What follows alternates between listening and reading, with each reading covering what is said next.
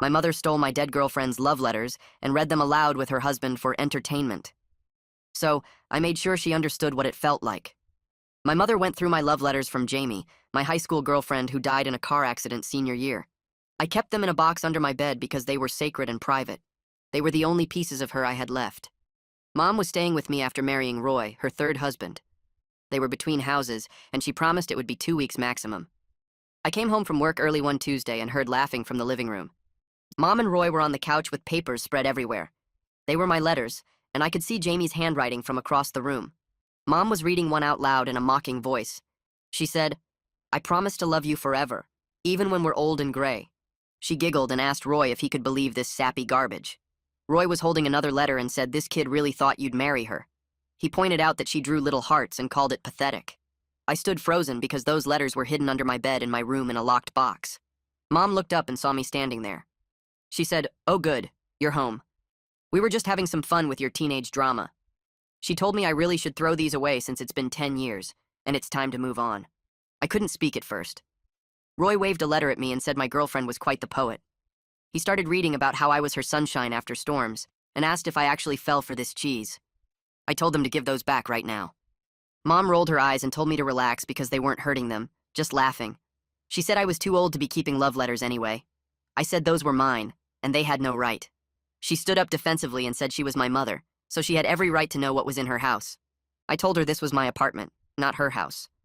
Mom's face went red, and she said that where she was staying made it her house too. She said she didn't keep secrets from Roy, and they shared everything. I asked if that included my private letters. She said it included everything, and that I shouldn't have things I was ashamed of. I told her I wasn't ashamed, but that Jamie died and these letters were all I had left. Mom laughed and said Jamie died 10 years ago. She said I needed therapy, not old letters. Roy added that it was creepy to keep a dead girl's letters and not healthy. I told them both to get out and pack their things. Mom acted shocked and asked if I was really kicking out my mother over some stupid letters. I said it was over her violating my privacy by going through my room and mocking my dead girlfriend. She said they weren't mocking, but were enjoying some entertainment.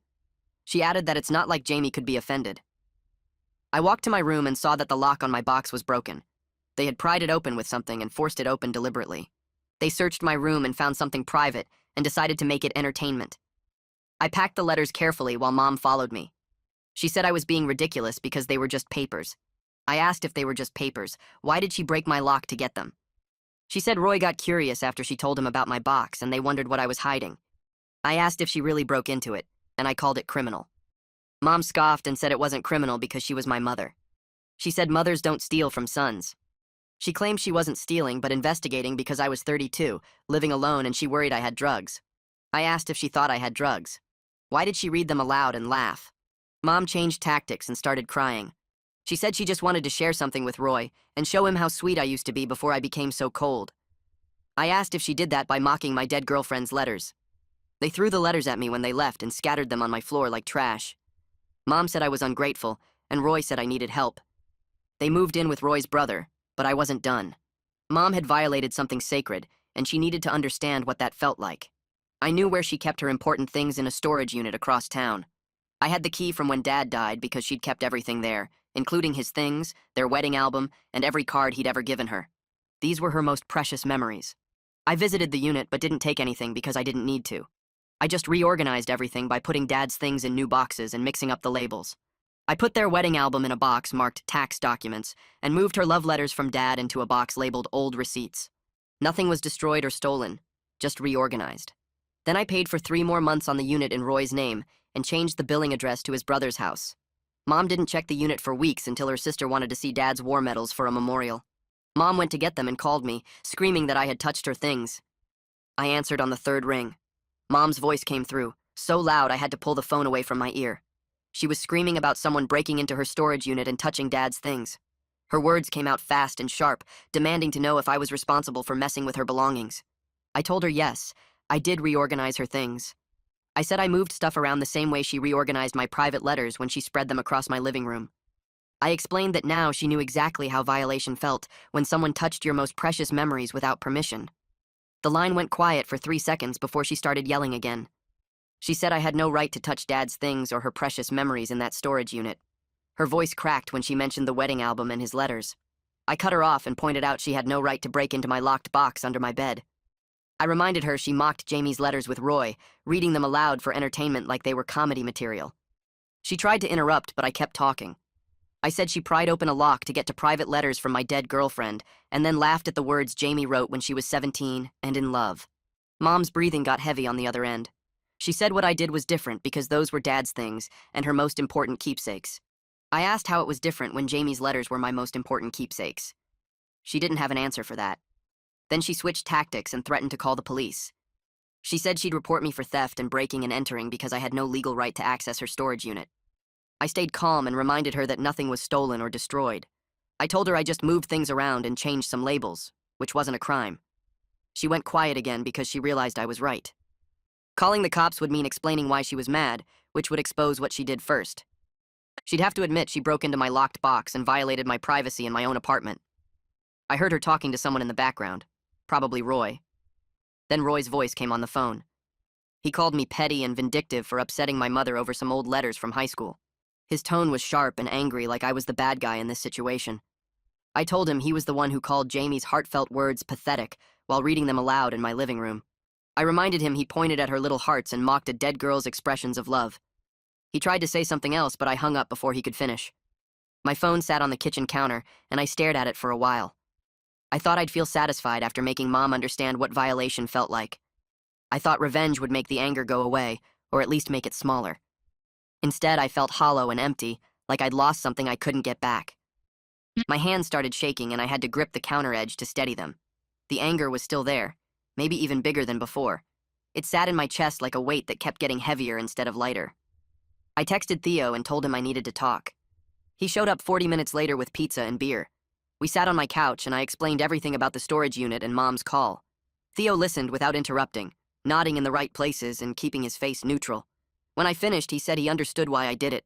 He said Mom needed to learn about boundaries and consequences. But then he asked if it actually helped or just made things worse. I stared at my beer bottle and picked at the label. I admitted I didn't know anymore because Mom finally understood what violation felt like. She knew the panic of finding precious memories disturbed and the anger of someone touching things that weren't theirs.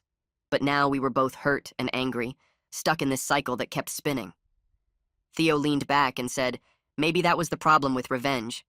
He suggested it just multiplied the pain instead of resolving anything. Each person hurt the other back and forth until nobody remembered what started the fight in the first place. I knew he was right, but didn't want to admit it out loud. The next morning at work, I sat at my desk staring at spreadsheets without seeing the numbers. My boss walked by twice asking if I was okay, and I said yes both times. My coworker Isla noticed I kept checking my phone and zoning out during meetings. She stopped by my desk after lunch and asked if everything was okay at home. I gave her the basic story about the fight with Mom, leaving out some details but hitting the main points. Isla pulled up a chair and sat down. She told me she had a similar falling out with her mom years ago over boundaries. Her mom kept showing up unannounced and going through her mail, treating her apartment like it was still her childhood bedroom. It took them 2 years to rebuild any kind of relationship after Isla finally snapped and changed her locks. She said the question wasn't who was more wrong in the situation. The real question was whether I wanted a relationship with my mother at all going forward. I sat there thinking about Dad and how he'd feel seeing Mom and me like this. He always said family was the most important thing, even when they drove you crazy. The thought of his disappointment hit me harder than I expected. My chest got tight, and I had to look away from Isla so she wouldn't see my eyes getting wet. I realized I didn't actually know what I wanted anymore because the anger was so big it blocked everything else. Mom was still my mom despite everything she'd done. Dad would be heartbroken watching us tear each other apart over letters and storage units and hurt feelings that kept piling up. I went to work the next day but couldn't focus on anything. My desk felt like a prison, and the spreadsheets on my screen blurred together into meaningless numbers. My boss walked past twice and asked if I was okay, and both times I nodded and said I was fine even though I wasn't. Isla stopped by my cubicle after lunch and pulled up a chair without asking. She told me I looked terrible and asked what was going on at home. I gave her the basic version about Mom and the letters and the storage unit, leaving out some details but hitting the main points. She listened without interrupting, and her face got more serious as I talked. When I finished, she sat back and crossed her arms. She said she had a similar thing happen with her mom years ago, about boundaries and unannounced visits. Her mom kept showing up and going through her mail like the apartment was still her childhood bedroom. Isla said it took 2 years to rebuild anything after she finally changed the locks. She asked me the real question, which was whether I actually wanted a relationship with Mom going forward. I sat there staring at my keyboard and thought about Dad. He always said family was the most important thing even when they made you crazy. The idea of him being disappointed in me hit hard and my chest got tight. I had to look away from Isla so she wouldn't see my eyes getting wet. I told her I didn't know what I wanted anymore because the anger was blocking everything else. 3 days passed before Mom called again. I was making dinner when my phone rang, and I almost didn't answer. Her voice sounded different this time, quieter and less defensive. She said she'd been thinking about everything that happened.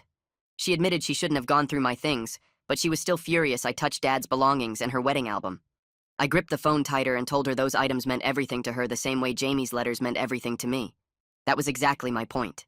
She went quiet for a long moment, and I could hear her breathing change through the phone. It sounded like she might be crying, but I couldn't tell for sure. She said she didn't think about it that way before.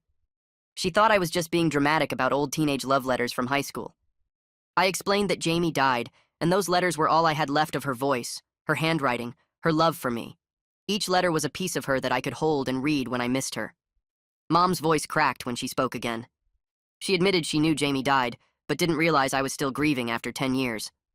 I told her grief doesn't have an expiration date, especially when someone dies young and suddenly like Jamie did. Those letters helped me remember the good times before the accident took her away. Mom started crying for real then, and I could hear her trying to hold it back. We ended the call without any real resolution, but something had shifted in the conversation. For the first time, Mom seemed to actually hear what I was saying, instead of just defending herself and Roy.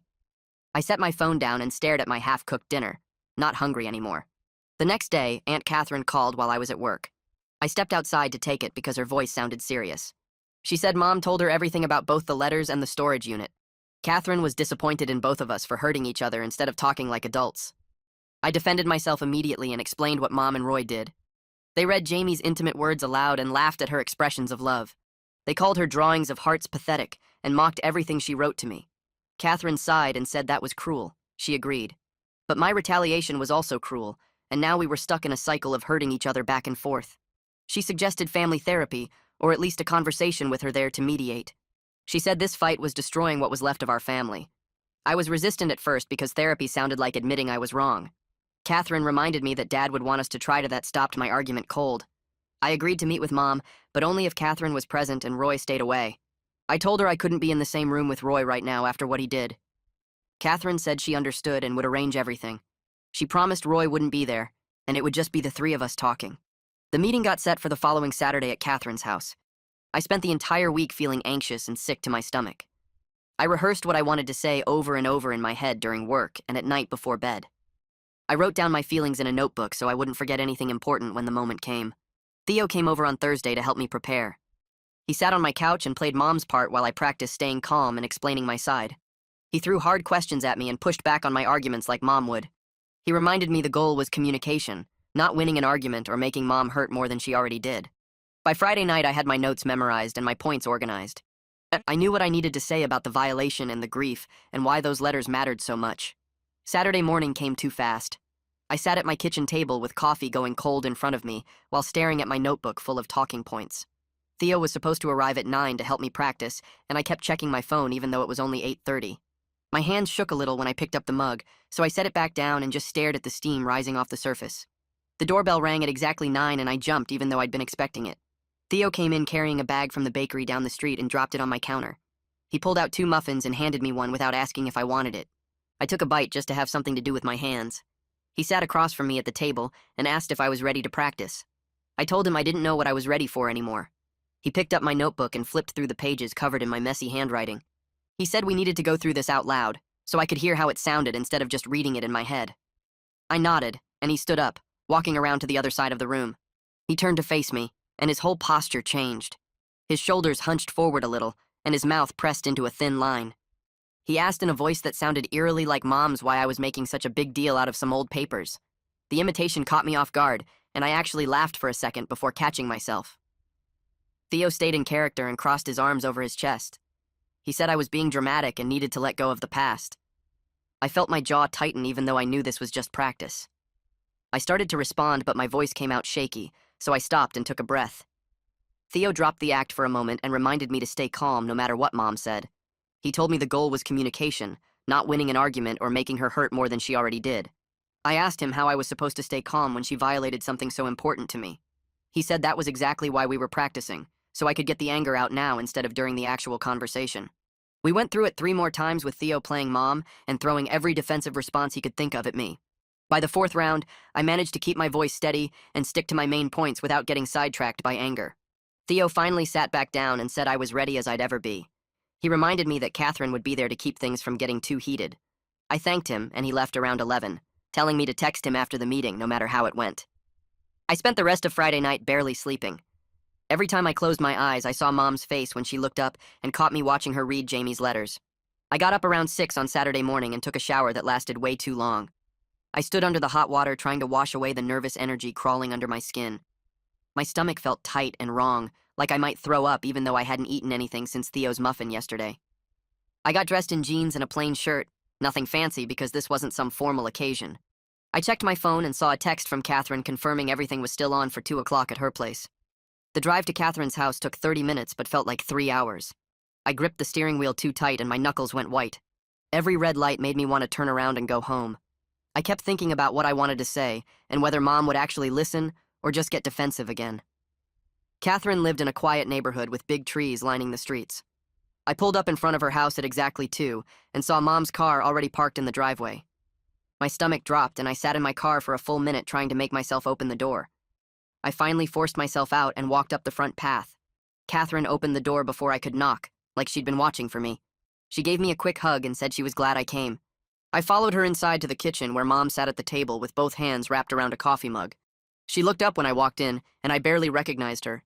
She looked tired in a way I'd never seen before, with dark circles under her eyes and her hair pulled back in a messy ponytail. She'd always been so put together, but right now she just looked old and worn down. I sat across from her at the table, and neither of us said anything for a long moment.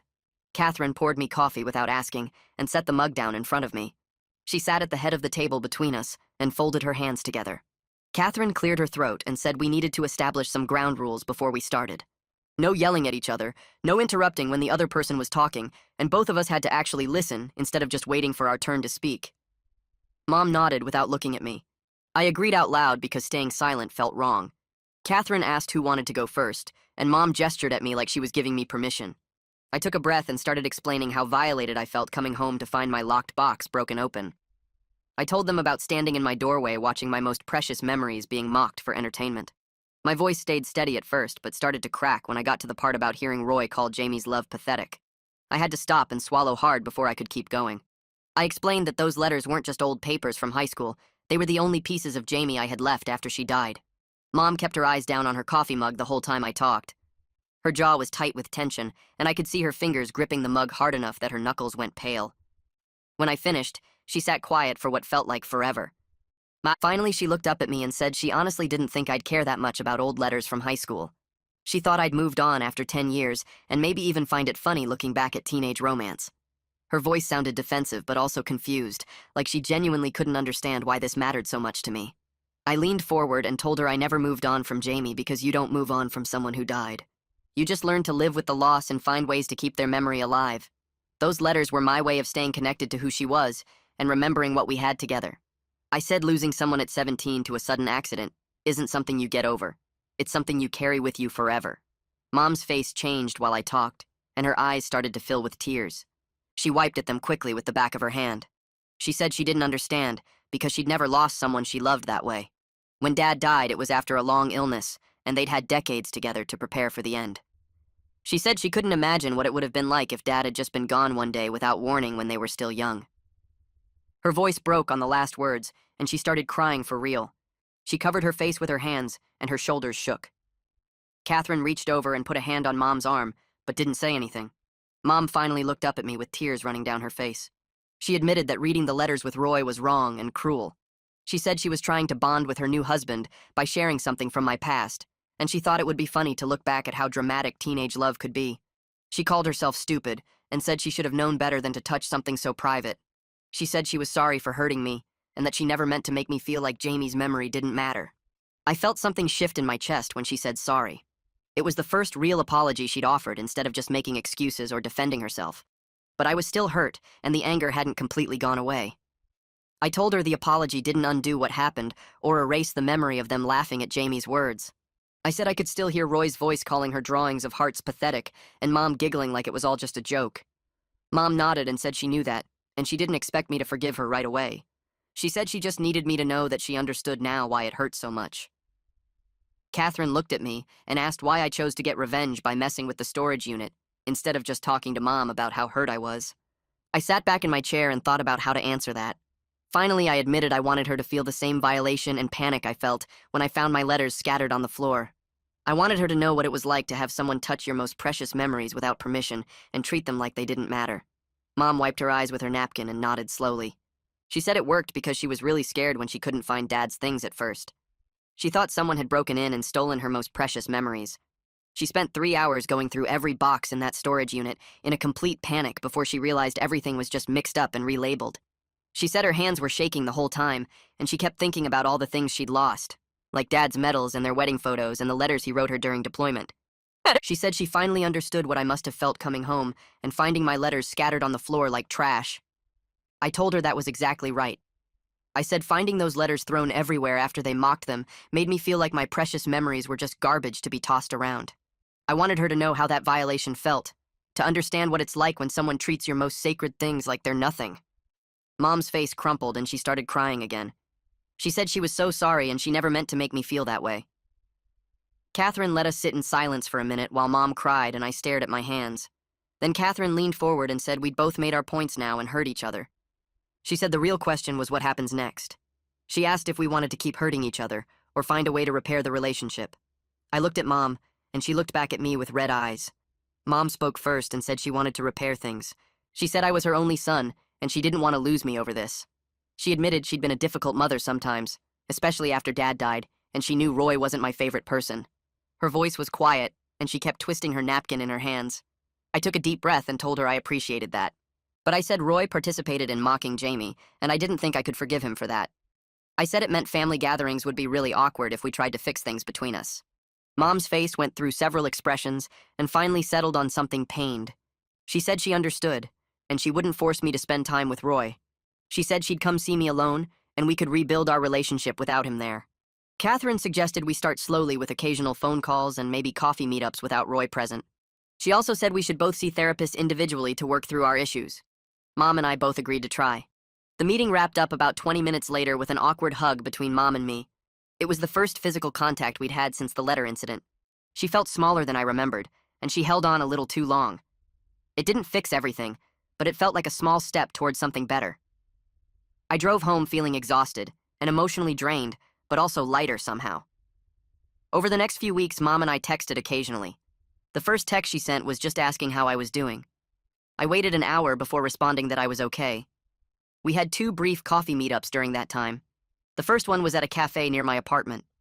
Mom arrived 10 minutes early and was already sitting at a table when I got there. We ordered coffee and sat across from each other, making small talk. The conversation was really stilted at first. We talked about the weather and she asked about my job.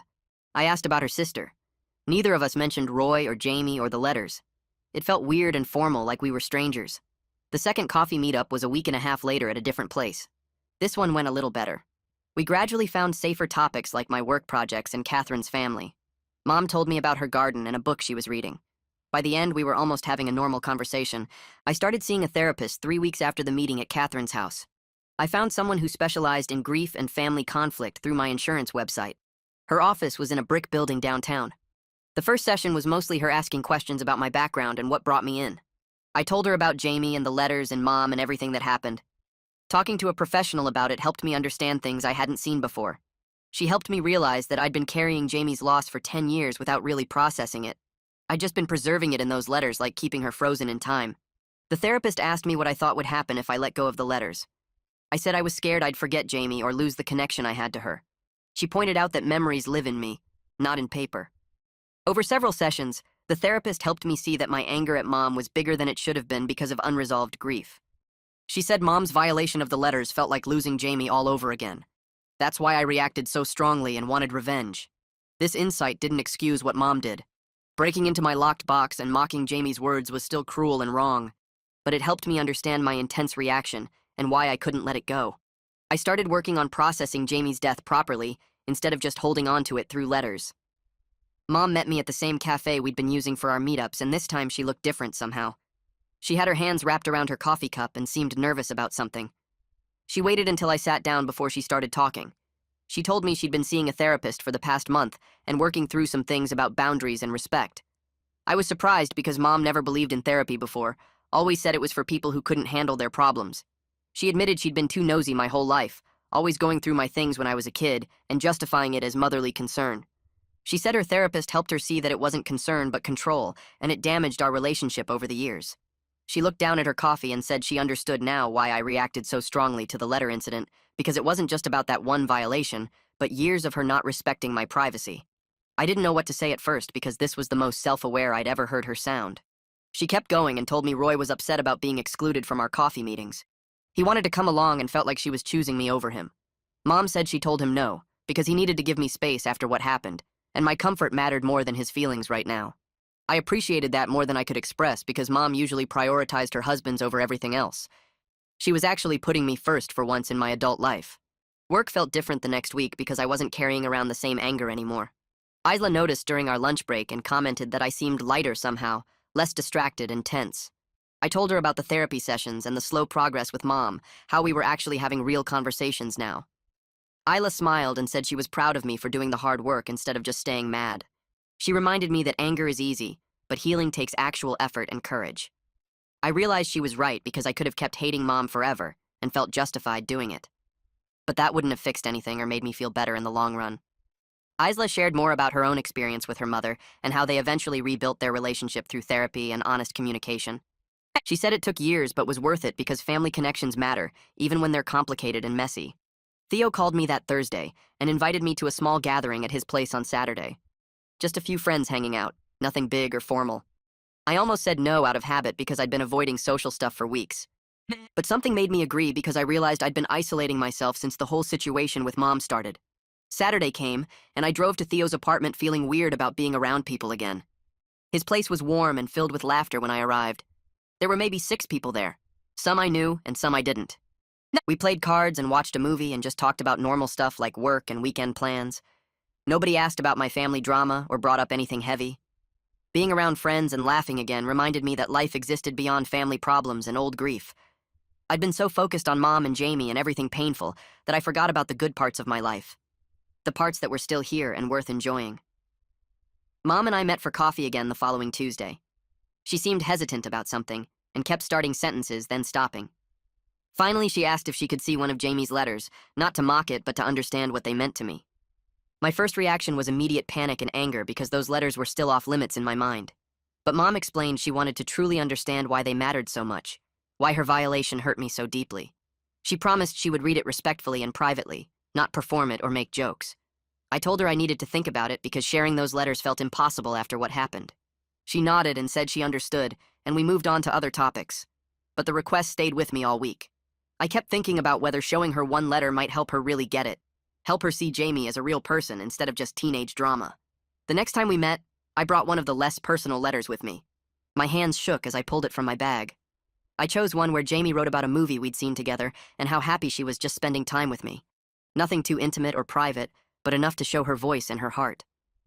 Mom took the letter carefully like it might break. She unfolded it slowly and started reading, and I watched her face the whole time. Her expression changed as she read Jamie's handwriting and her words about loving me and feeling safe with me. When Mom finished reading, she had tears in her eyes. She looked up at me and her voice cracked when she spoke. She said Jamie wrote beautifully and clearly loved me deeply, and she was so sorry for treating these precious words like a joke. Mom handed the letter back with both hands, like it was something sacred. She told me she finally understood why I kept them and why her actions were so cruel. This wasn't just teenage drama or old papers. This was the voice of someone I loved who was gone forever. Mom wiped her eyes and started talking about Dad's letters. She said he wrote her love letters during his military deployment before they got married. They were in the storage unit with his other things, and she kept them because they were proof of their love when they were young. She said if anyone ever mocked those letters or laughed at Dad's words, she would be destroyed. The comparison clicked for her in a way my explanations never had. She finally truly understood why I reacted so strongly and why revenge felt necessary. I asked Mom if she wanted help reorganizing the storage unit properly, since I was the one who messed everything up. She looked surprised by the offer but accepted it immediately. We made plans for the following Saturday to spend a few hours sorting through Dad's things and her memories. I felt nervous about it all week because going through Dad's stuff together felt intimate and vulnerable. Saturday morning came and we met at the storage unit. Mom unlocked the door and we stepped into the small space filled with boxes and old furniture. The air smelled like cardboard and dust and old memories. We started pulling boxes out and checking labels against contents. I found Dad's war medals mixed in with old tax papers and handed them to Mom. She held them carefully and told me stories about when Dad earned each one. We worked side by side for 3 hours, sorting and organizing and putting things in their proper places. Working together in that storage unit changed something between us. Mom talked about Dad and their early years in ways she never had before. She told me about their first apartment and how Dad would leave her notes before going to work. She shared stories about their struggles and fights and how they almost broke up twice before getting married. I learned things about my parents' relationship I never knew, like how Dad proposed 3 times before Mom said yes because she was scared of marriage. Mom showed me the letters Dad wrote during deployment, and I read a few with her permission. His handwriting was messy, but his words were beautiful, talking about missing her and dreaming about their future together. Mom's face softened as she remembered receiving those letters and how they got her through lonely months when he was overseas. She said those letters kept their love alive across distance and uncertainty. Mom pulled out the wedding album from the box where I'd hidden it. We sat on the concrete floor of the storage unit and looked through it together. The photos showed my parents young and happy, and so in love it hurt to see. Mom was beautiful in her simple white dress, and Dad looked proud standing next to her. I'd never really looked at these photos as an adult, never seen my parents as people separate from being my parents. Mom pointed out different guests and told me stories about the day. She remembered what the weather was like and what songs they danced to, and how Dad cried during his vows. Her face softened with the memories, and she looked younger somehow, like she was back in that moment. She turned to me and said she hoped I would find love like that again someday. Not to replace Jamie, but to build something new with someone who made me happy. The comment surprised me because Mom usually avoided talking about my love life or future relationships. I mentioned to Mom that I'd been talking to someone at my gym recently. Nothing serious yet, just casual conversations after workouts, but there seemed to be something there worth exploring. Mom's whole face changed when I said it. She leaned forward and asked what the woman was like, if we had plans to meet outside the gym, how long we'd been talking. The questions came fast but felt genuine, not intrusive like her usual prying. I told her about how we'd started chatting by the water fountain, then moved to coffee after morning sessions, and how easy the conversations felt. Mom smiled and said she was happy I was opening myself up to someone new. She reached across the storage unit floor and squeezed my hand. This was the kind of conversation we should have been having all along. The normal mother-son talks about life and relationships and moving forward. I realized how much I'd missed having her as an actual supportive parent instead of someone I had to defend myself against. Mom got quiet for a minute, then admitted something I wasn't expecting. She said Roy might not be the right fit for the long term. The words came out slowly, like she was testing how they sounded. She explained that she'd rushed into the marriage because she was so lonely after Dad died, and Roy had been there offering companionship when she needed it most. But now she was seeing problems she'd ignored at first. The way he didn't respect boundaries, how he made jokes at other people's expense, his need to be included in everything even when it wasn't appropriate. Mom said she was thinking about suggesting couples counseling, or maybe even separation if things didn't improve. Her honesty shocked me because Mom never admitted when her relationships weren't working. She usually doubled down and insisted everything was perfect until the inevitable divorce papers arrived. I told her I was surprised she was being so open about it. She looked at me with tired eyes and said our fight had made her evaluate a lot of things. I said I just wanted her to be happy, even if Roy was the one who made her happy, but I needed him to respect boundaries and understand what he'd done wrong. Mom nodded and said she'd talk to him about making a genuine apology to me. Not the half-hearted sorry that came with excuses, but a real acknowledgement of how cruel his behavior had been. She said she was starting to see Roy more clearly now, the way an outsider might see him, and she didn't love everything she was noticing. The storage unit felt smaller somehow, more intimate, as we sat surrounded by Dad's things and had the most honest conversation we'd had in years. 2 weeks later, my phone rang with a number I didn't recognize. I almost didn't answer, but something made me pick up. Roy's voice came through, awkward and uncertain. He said Mom had helped him understand how cruel his behavior was with Jamie's letters. He apologized for mocking her words and treating my grief like entertainment. He said he'd been trying to bond with Mom by laughing at something from my past, but he'd never stopped to think about how sacred those letters were to me. Roy admitted he'd been insensitive and hurtful, and he was genuinely sorry for the pain he'd caused. His voice sounded different from I remembered, less cocky and more humble. He said he knew words couldn't undo what happened, but he wanted me to know he understood now why it was so wrong. I accepted the apology, but told him rebuilding trust would take time. I explained that I needed him to respect my boundaries going forward, and that meant not going through my things, not making jokes about Jamie, and understanding that some topics were off limits. Roy agreed immediately and said he understood if I needed space from him while Mom and I repaired our relationship. He said he wouldn't push himself into our meetups or expect things to go back to normal right away. The call ended after a few more minutes of awkward but sincere conversation. I sat staring at my phone afterward, processing what had just happened. Roy had actually apologized like a real adult, taking responsibility without making excuses. It didn't erase what he'd done, but it was more than I'd expected from him. Mom called me a few days later, her voice bright and excited. She said things with Roy were getting better after they'd had some honest conversations about respect and boundaries. They'd decided to go to couples counseling together to work on their communication issues. Mom sounded happier than she had in months, more energetic and hopeful. She thanked me for being patient with her and for not giving up on our relationship even when things got bad. I could hear Roy in the background saying something, and Mom laughed before telling him to give her a minute. The sound of her genuine laughter made something in my chest relax. Maybe they could make it work after all, if they were both willing to put in the effort. Catherine called the next week with an invitation to Thanksgiving dinner. She wanted the whole family there, including me, Mom, Roy, and her husband Marvin.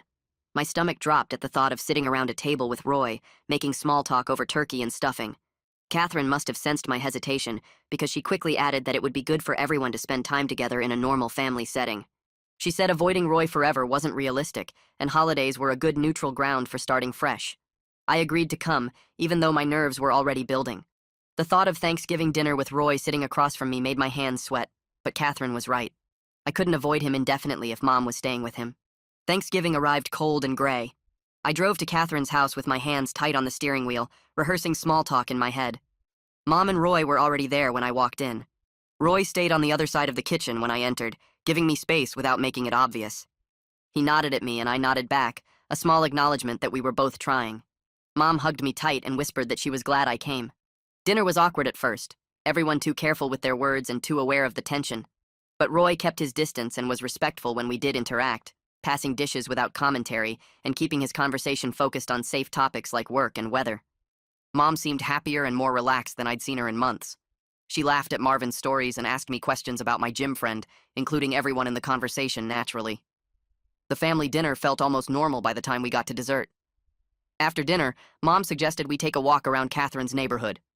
The air was cold but clear, and we walked side by side down streets lined with houses decorated for the holidays.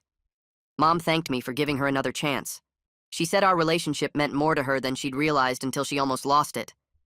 She admitted she'd taken me for granted, assuming I'd always be there no matter how she treated me. The fight over Jamie's letters had shown her how wrong that assumption was. Mom said she'd been doing a lot of thinking in therapy about her patterns with relationships and boundaries. She was working on being less invasive and more respectful of other people's privacy and feelings. I listened as we walked, watching our breath fog in the cold air. I told Mom I was glad we'd worked through this because Dad would have wanted us to fix things. She stopped walking and looked at me with tears in her eyes. She agreed, and said she thought Dad would be proud of how we'd handled the aftermath, even if the initial incident was a disaster. We'd both made mistakes, hurt each other badly, but we'd also both worked to repair the damage instead of just walking away. Mom said that was what mattered in the end, the willingness to try to fix what was broken. We stood there on the sidewalk for a minute, just looking at each other, and I saw my mom clearly for maybe the first time in years. Not perfect, not always right, but trying her best and willing to admit when she was wrong. We hugged in Catherine's driveway, and the gesture felt different this time, less stiff and more real. I drove home thinking about Mom's face when she talked about Dad and how much pain she still carried from losing him. My next therapy session happened 3 days later, and I brought up something that had been bothering me since Thanksgiving. I told my therapist that I still felt anchored to Jamie's letters in a way that might not be healthy anymore. She asked what I meant by anchored, and I explained that the letters were my way of keeping Jamie alive, but maybe they were also keeping me stuck in the past. My therapist helped me understand that honoring Jamie's memory didn't mean letting grief define my entire life. She suggested I could write Jamie a final letter, not to forget her, but to say goodbye properly and thank her for the love we shared. The idea scared me at first because it felt like letting go completely, but my therapist explained it was about making space for new experiences while still treasuring what we had. I went home that night and sat at my kitchen table with a blank piece of paper in front of me. Writing to Jamie after all these years felt strange but necessary. I wrote about the good memories we shared, the way she made me laugh and how her letters had helped me through the hardest years after she died. I thanked her for loving me and told her I would always carry a piece of her in my heart, but I was ready to move forward now. I told her I thought she would want me to be happy and find love again instead of staying frozen in grief. The letter took me 2 hours to write, and I cried through most of it. But when I finished, I felt lighter somehow. I carefully folded Jamie's original letters and placed them in a new locked box I'd bought, this one with a better lock that couldn't be pried open. I put my final letter to her on top before closing the box and storing it in my closet. The letters would always be there when I needed them, but they didn't need to be the center of my life anymore. The woman from the gym approached me the following week while I was stretching after a workout. Her name was Isla, the same as my coworker, which made me smile when she introduced herself. She asked if I wanted to grab coffee sometime, and I surprised myself by saying yes immediately instead of making excuses. We met at a cafe near the gym 2 days later, and the conversation flowed easily from the start. Isla worked as a graphic designer and had recently moved to the area for a new job. She talked about her love of hiking and asked about my interests, and I found myself sharing stories about my work and my friends without the usual guardedness I carried. She mentioned she'd noticed me at the gym for months and finally worked up the courage to talk to me. I told her I was glad she did, and meant it genuinely. We talked for almost 3 hours, and I felt excited about someone new for the first time in years, which felt like real progress. Isla was funny and easy to talk to, and she didn't make me feel pressured or rushed into anything. When we said goodbye outside the cafe, she suggested we do it again soon, and I agreed without hesitation. I texted Theo that night to tell him about the date, and he responded with multiple excited messages saying he was proud of me for putting myself out there. I went to bed feeling hopeful about where things might go with Isla, a feeling I hadn't experienced in a very long time. Mom called me the following Sunday morning, and we talked for almost an hour about our weeks. She told me about a project Roy was working on, and I shared updates about work and mentioned my coffee date with Isla. Mom sounded genuinely excited for me and asked questions about what Isla was like and when I planned to see her again. The conversation felt natural and easy, nothing like the tense exchanges we'd had for months after the letter incident. We established a routine after that call where we checked in every Sunday, sometimes talking for just 20 minutes and other times for over an hour. The conversations were filled with normal updates about daily life, occasional deeper talks about therapy or family memories, and genuine interest in each other's lives. Mom told me during one call that she and Roy were doing much better after working through their issues in counseling. I shared that I was seeing Isla regularly, and things were going well, and Mom said she hoped to meet her someday when I was ready. Our relationship felt healthier than it had been in years, built on actual communication and respect instead of assumptions and boundary violations. 6 months after the letter incident, I found myself in a genuinely good place for the first time in a long time. Isla and I had been dating for 4 months, and the relationship felt promising and real. We'd introduced each other to our friends and spent weekends hiking or exploring new restaurants together. She knew about Jamie and the letters and understood why that part of my past was important without making me feel guilty for moving forward. Mom and I talked every Sunday without fail and occasionally met for lunch when our schedules allowed. She'd stopped pushing boundaries and respected my privacy in ways she never had before. Roy had backed off significantly and kept his distance during family gatherings, which made everything easier. I still kept Jamie's letters in their locked box in my closet, but I didn't need to look at them as often anymore. The grief was still there, but it didn't consume me the way it used to. I'd learned that protecting what's precious doesn't mean holding on to pain forever, and that forgiveness can coexist with boundaries. Mom learned that respecting privacy isn't optional even with family, and we both learned that relationships require actual effort and communication to survive hard times. The storage unit incident had forced us both to confront how we treated each other and what we valued most. Neither of us was perfect, and we'd both made mistakes, but we'd also both committed to doing better and rebuilding what was broken. Dad would have been proud of us for working through it instead of giving up completely.